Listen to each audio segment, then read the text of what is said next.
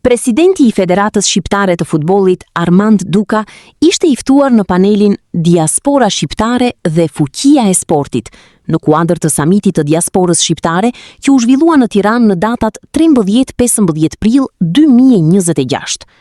Në këtë panel morën pjesë edhe 2 ish kapitenët e kombëtares shqiptare, Altin Lala dhe Lorik Cana, si edhe zëvendësministri I Turizmit, Kulturës dhe Sportit, Endrit Hoxha, të cilët diskutuan mbi rolin e diasporës shqiptare në zhvillimin e sportit dhe futbollit. Gjatë fjalës së tij, presidenti I FSHH theksoi rëndësinë e investimeve dhe të marrëdhënieve me shqiptarët që jetojnë jashtë vendit, duke nënvizuar se diaspora është një potencial I madh për zhvillimin e futbollit shqiptar. Presidenti Duka theksoi se rezultatet e ekipit kombëtar kanë ndikuar ndjeshëm në rritjen e interesit dhe në forcimin e lidhjes me shqiptarët kudo në botë.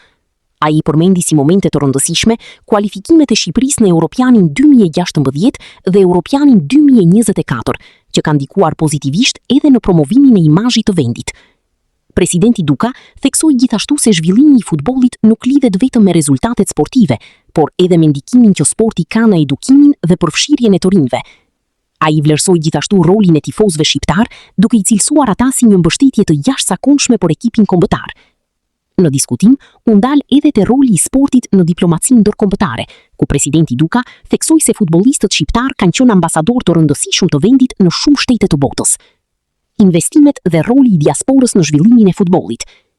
Është vërtet kënaqësi shumë e veçantë për mua që të jem në këtë panel të nderuar me zëvendësministrin e Turizmit, Kulturës dhe Sportit, Endrit Hoxha, me 2 figura shumë të rëndësishme të futbollit shqiptar, 2 ish kapiten të 2 ish futbollistë, Altin Lala dhe Lorik Cana, por të kthyer në një lloj mënyre në temën që ju hapët, investimet që duhet të bëjmë që shqiptarët që jetojnë në botë të kthehen në një potencial në zhvillimin e sportit në Shqipëri. Është vërtet një lloj rrethi që të gjitha ndihmojnë njëra tjetrën. Duhet rezultati që të bësh shembull pozitiv dhe që të afrosh, inspirosh më shumë njerëz, sepse unë jam shumë I sigurt që shumë fëmijë, të rinj dhe djemtë tanë të shqiptarëve që jetojnë në troje të ndryshme janë inspiruar nga Lorik Cana, janë inspiruar nga Altin Lala, qoftë edhe nga rezultatet e ekipit kombëtar. Rezultatet e ekipit kombëtar shqiptar, sidomos me kualifikimin në Euro 2016 dhe Euro 2024, qoftë edhe kualifikimin në play-off tani, I ka shërbyer në përgjithësi çështjes kombëtare shqiptare.